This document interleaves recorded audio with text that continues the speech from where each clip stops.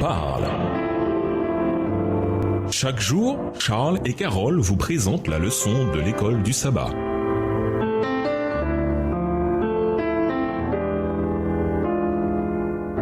Bienvenue dans votre émission Dieu nous parle. Nous voilà au mardi 3 mai, la réponse de Jésus. Voilà l'ambiance dans laquelle Jésus accomplissait son ministère.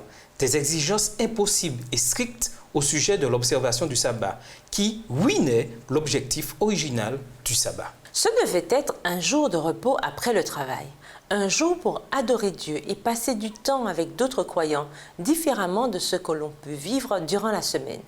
Un jour où les enfants savent que leurs parents sont plus disponibles que d'habitude.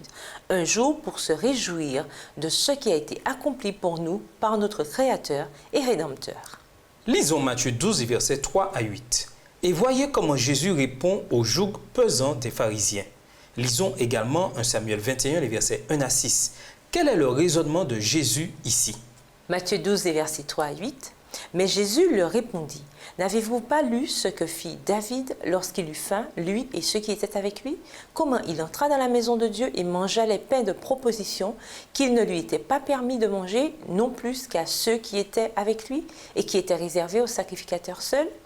Ou n'avez-vous pas lu dans la loi que les jours de sabbat, les sacrificateurs violent le sabbat dans le temple sans se rendre coupables? Or, je vous le dis, il y a ici quelque chose de plus grand que le temple. Si vous saviez ce que signifie « je prends plaisir à la miséricorde et non au sacrifice », vous n'auriez pas condamné des innocents, car le Fils de l'homme est maître du sabbat. 1 Samuel 21, les versets 1 à 6. David se rendit à Nob vers le sacrificateur Achimélec, qui accourut effrayé au-devant de lui et lui dit « Pourquoi es-tu seul et n'y a-t-il personne avec toi ?» David répondit au sacrificateur Achimélec « Le roi m'a donné un ordre et m'a dit que personne ne sache rien de l'affaire pour laquelle je t'envoie et de l'ordre que je t'ai donné. J'ai fixé un rendez-vous à mes gens. Maintenant, qu'as-tu sous la main? Donne-moi 5 pains ou ce qui se trouvera. » Le sacrificateur répondit à David « Je n'ai pas de pain ordinaire sous la main, mais il y a du pain consacré, si du moins tes gens se sont abstenus de femmes. » David répondit au sacrificateur « Nous nous sommes abstenus de femmes depuis 3 jours que je suis parti, et tous mes gens sont purs. D'ailleurs, si c'est là un acte profane, il sera certainement aujourd'hui sanctifié par celui qui en sera l'instrument. » Alors le sacrificateur lui donna du pain consacré, car il n'y avait là d'autre pain que du pain de proposition qu'on avait ôté de devant l'Éternel pour le remplacer par du pain chaud au moment où on l'avait pris. Jésus est en train de leur dire ce qu'il a répété plus tard avec beaucoup plus de force. Voir Matthieu 23, les versets 23 et 24. Ils doivent se concentrer sur les choses vraiment importantes. Jésus rapporte l'histoire bien connue de David qui, en fuite, prend du pain dans le sanctuaire, pain qui était censé être mangé uniquement par les prêtres. Dans cette situation, la fin de David et de ses compagnons était plus importante qu'un rituel du tabernacle prévu pour un autre objectif.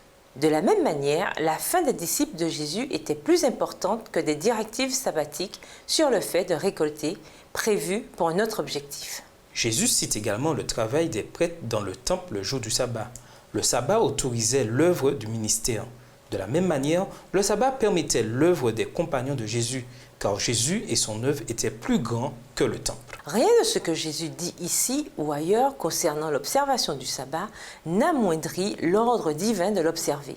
Il essayait de libérer ces gens, non du sabbat, mais des règles insensées qui éclipsaient le sens premier du sabbat, c'est-à-dire une expression du repos que nous avons en Christ en tant que Créateur et Rédempteur. Au jour du Christ, le sabbat avait été perverti à tel point que, bien loin de refléter le caractère d'amour du Père Céleste, l'observation de ce jour manifestait plutôt le caractère d'homme égoïste et arbitraire. Examinez vos actions et posez-vous la question, que puis-je faire pour m'assurer qu'elles reflètent le caractère d'amour du Père Céleste, plutôt que le caractère de l'égoïsme et de l'arbitraire? Et nous vous laissons avec la question du jour. Pourquoi est-il important d'observer le sabbat pendant 24 heures? Les quelques heures que nous passons à l'église ne suffisent-elles pas? Au revoir. Et à demain si Dieu veut. Dieu nous parle. Chaque jour, Charles et Carole vous présentent la leçon de l'école du sabbat.